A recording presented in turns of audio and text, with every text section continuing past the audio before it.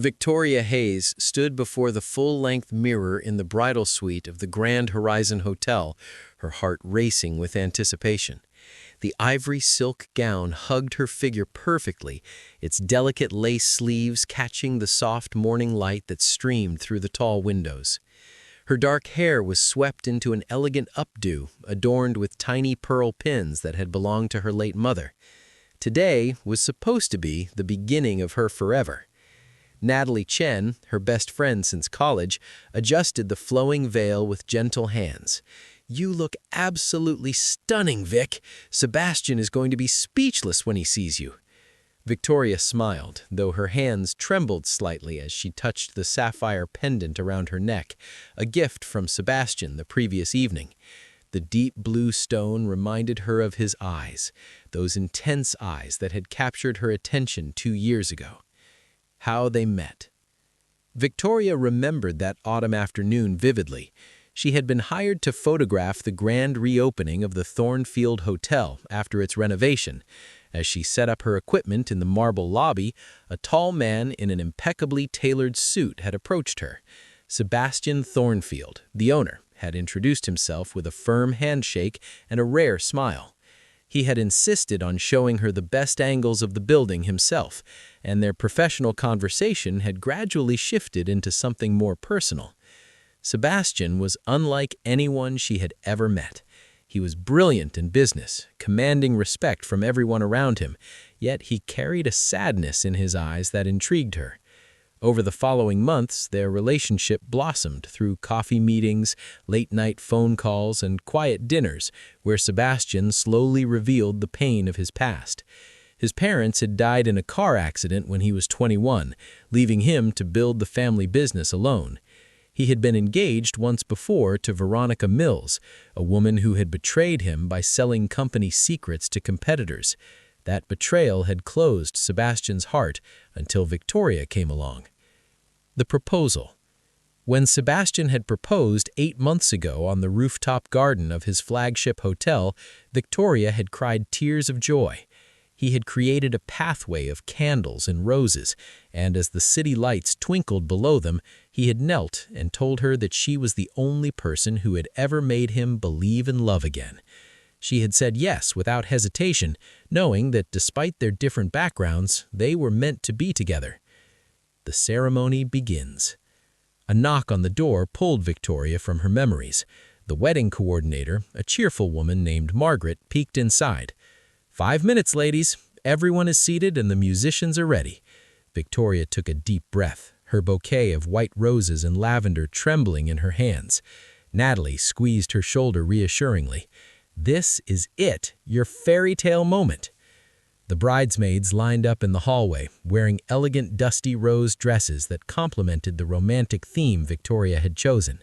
She could hear the string quartet beginning to play, the soft melody of the processional filling the hotel's grand ballroom. Her father appeared beside her, his eyes misty with emotion. "You ready, sweetheart?" he asked, offering his arm. But as they approached the entrance to the ballroom, something felt wrong. The music continued, but Victoria could sense a shift in the atmosphere. Whispers rippled through the guests like wind through tall grass. Margaret rushed toward them, her face pale and confused. "We need to wait just a moment. There seems to be a slight delay." The world stopped. 10 minutes passed, then 15.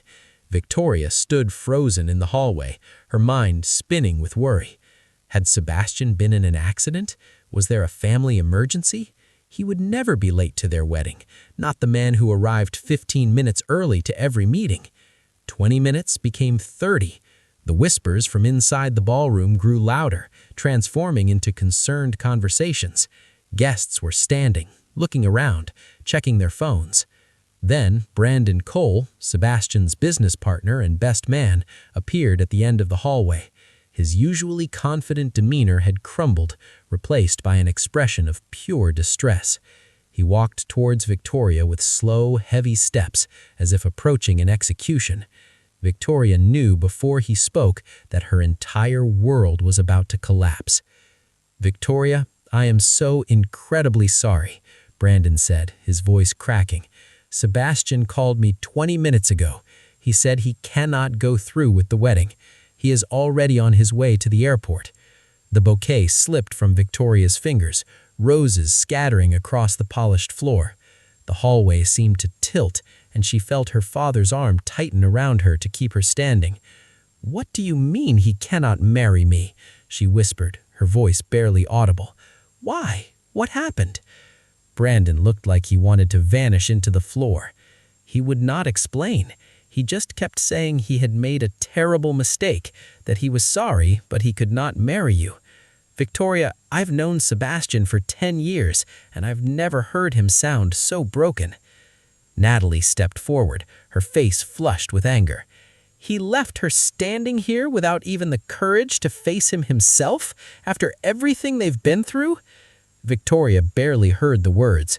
Her entire body had gone numb, as if her mind was refusing to process what was happening. This could not be real. Sebastian loved me. He had told me just last night that marrying her was the best decision he had ever made.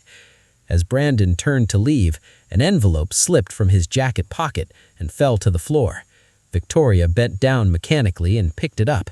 Her name was written across the front in Sebastian's distinctive handwriting. Her hands shook as she opened it, pulling out a single photograph. What she saw made her blood run cold. The image showed a woman who looked exactly like her, kissing another man passionately in what appeared to be a hotel room. The timestamp read 2 days ago. But Victoria had been at a client meeting 2 days ago, surrounded by witnesses. This photograph was impossible. As the realization struck her, she understood with horrifying clarity what had happened.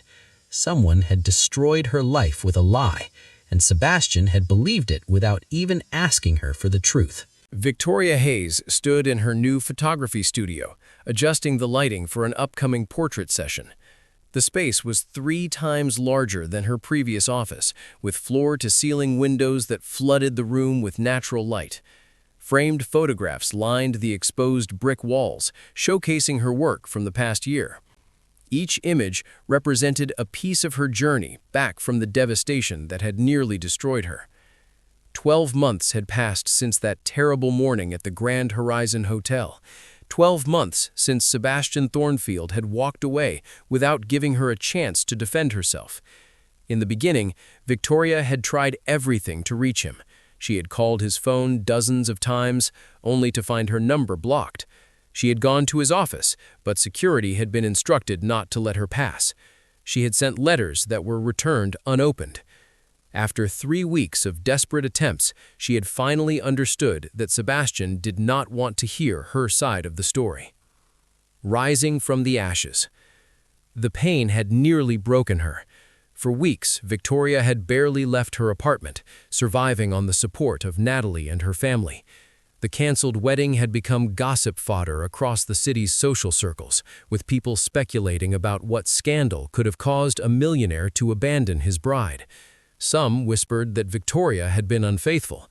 Others suggested she had been after his money all along. The rumors had been cruel and relentless. But Victoria had inherited her mother's strength. She had taken the pain and channeled it into her work. She had poured every ounce of energy into building her photography business, taking on projects she would have previously considered too challenging. Her talent, combined with her newfound determination, had attracted high-profile clients. Within 6 months, Hayes Photography had become one of the most sought-after studios in the city. The unexpected meeting. Natalie burst into the studio, her expression a mixture of concern and urgency. "Vic, we need to talk about the meeting tomorrow." Victoria looked up from her camera equipment, raising an eyebrow. "The corporate event contract? What about it?" Natalie hesitated, choosing her words carefully. "I just found out which company wants to hire us for their annual gala. It is Thornfield Hotels." The room suddenly felt too small. Victoria gripped the edge of the table, her knuckles turning white. "Tell them we are not available." Natalie shook her head. "I already tried. They specifically requested you. Apparently, the CEO saw your work at the Morrison Foundation charity event and was impressed. Victoria, this contract is worth more than everything we made last quarter combined. We cannot afford to turn it down." Victoria closed her eyes, battling the emotions that threatened to overwhelm her. She had worked so hard to move forward, to build a life that did not revolve around the pain Sebastian had caused. The thought of facing him again made her stomach twist. Yet Natalie was right. Her business employed 5 people now, and they depended on contracts like this. "Fine," she said, finally, her voice steady despite the turmoil inside. "But I go alone. Scheduled it for tomorrow afternoon." Face to face. The next day, Victoria arrived at Thornfield Tower 15 minutes early. She wore a tailored navy suit that made her look professional and confident, even though her heart was pounding. The receptionist directed her to the 45th floor, to a conference room with panoramic views of the city. As Victoria set up her presentation materials, she kept telling herself that Sebastian probably wouldn't even attend. He likely had assistants handle these meetings. Then the door opened, and her breath caught in her throat. Sebastian Thornfield walked into the room, and Victoria barely recognized him. He had lost weight, his tailored suit hanging slightly loose on his frame. Dark circles shadowed his eyes, and there was a haunted quality to his expression that had not been there before. He looked like a man who had not slept properly in months. Their eyes met across the conference table, and time seemed to stop. The tension. Sebastian froze in the doorway, his hand still on the handle. For a long moment, neither of them spoke. Victoria could see the shock in his face, followed quickly by something that looked like pain. He had not known she would be here. Finally, he cleared his throat and moved to take a seat at the head of the table. "Miss Hayes," he said formally, his voice rough. "Thank you for coming." Miss Hayes, not Victoria, not the woman he had promised to love forever. The coldness of it cut through her like a knife, but she refused to let it show. "Mr. Thornfield," she replied with equal formality. "Shall we begin?" 2 other executives entered the room, breaking the tension momentarily. Victoria launched into her presentation, explaining her vision for the annual gala. She showed samples of her work, discussed themes and logistics, and outlined costs. Her voice remained steady and professional, even as she felt Sebastian's eyes on her throughout. Memories surface. As she spoke, memories flooded back unbidden. She remembered laughing with Sebastian in this very building, stealing kisses in empty hallways after late meetings. She remembered the way he used to look at her, as if she was the most precious thing in his world. She remembered his smile, so rare and beautiful when it appeared. And she remembered the absolute devastation of realizing he had thrown it all away based on a lie. When her presentation ended, the other executives asked questions about availability and references. Victoria answered each one professionally, focusing on them rather than Sebastian, but she could feel his presence like a physical weight, could sense the tension radiating from him. Finally, one of the executives stood. "This all looks excellent. We'll review your proposal and get back to you by the end of the week." As the executives filed out, Victoria began packing her materials quickly, desperate to escape before her composure cracked. But Sebastian remained seated, watching her with an intensity that made her hands shake. "Victoria, wait," he said quietly. It was the first time he had used her name, and hearing it in his voice after a year of silence nearly undid her. She straightened, forcing herself to meet his gaze. "Is there something else you need regarding the proposal, Mr. Thornfield?" Her tone was ice, a defense mechanism against the emotions churning inside. Sebastian stood, taking a step towards her. "How have you been?" The question was so absurd, so inadequate given everything that had happened, that Victoria almost laughed. "How have I been?" she repeated, her voice sharp. "You left me standing at the altar in front of 300 people. You blocked my calls, refused to see me, and sent back every letter I wrote. You let me be torn apart by rumors and speculation without giving me a chance to defend myself. And now you want to know how I have been?" Sebastian flinched as if he had struck him. "I know I hurt you. I know what I did was unforgivable." Victoria shook her head, anger finally breaking through her careful control. "You do not know anything, Sebastian. You decided I was guilty based on a photograph and didn't even have the courage to confront me. You just ran." "I saw proof," Sebastian said, his voice rising with emotion for the first time. "I saw you with someone else, Victoria, 2 days before our wedding." Victoria stared at him, realization dawning. So he had received the photograph, just as she had suspected. "And you believed it," she said quietly. "After everything we shared, after all the times I proved my love to you, you believed I would betray you without even asking me for my side of the story?" Sebastian's face crumbled. His absolutely everyone I trusted has betrayed me. My business partner, my ex-fiancée, even my uncle who tried to steal my company. I thought you were different, but when I saw that photo, all those old wounds opened up again. I couldn't face another betrayal, couldn't survive having my heart broken by the one person I thought would never hurt me. Victoria felt tears burning in her eyes, but she refused to let them fall. "That photograph was not me, Sebastian. I was in a client meeting that entire evening with 6 witnesses. Someone created that image to destroy us, and they succeeded because you wouldn't trust me enough to ask me for my side." The words hung in the air between them. Sebastian's face had gone pale, his eyes widening with horror as the implications sunk in. "No," he whispered. "No, that can't be right.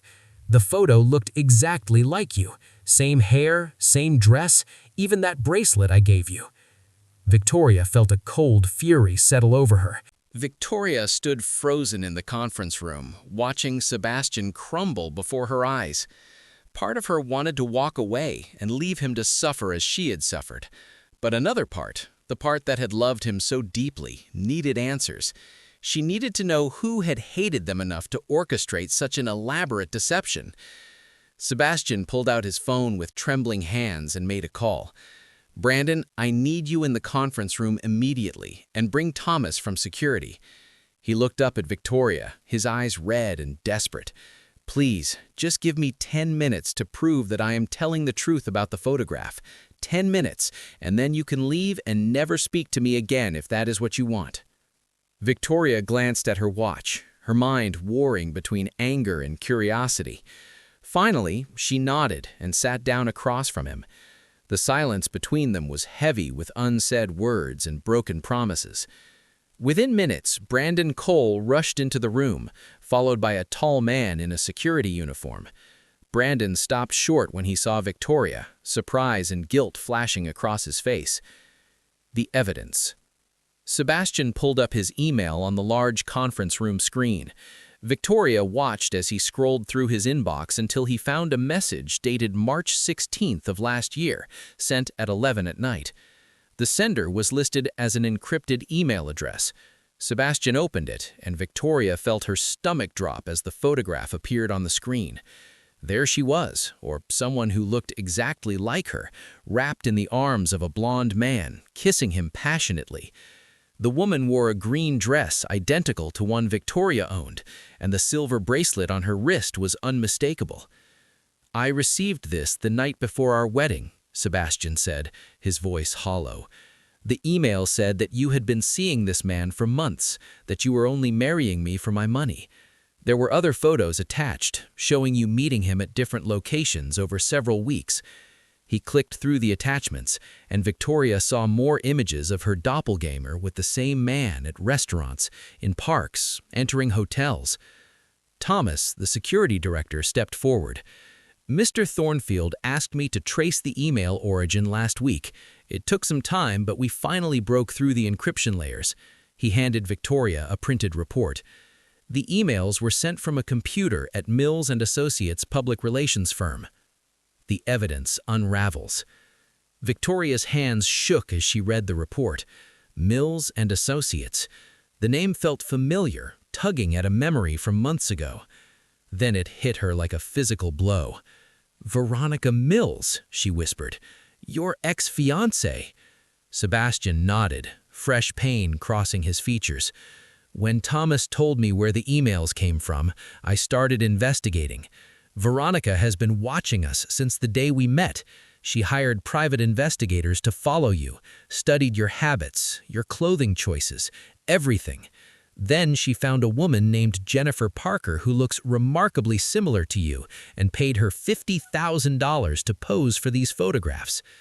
Brandon opened a folder and spread additional documents across the table.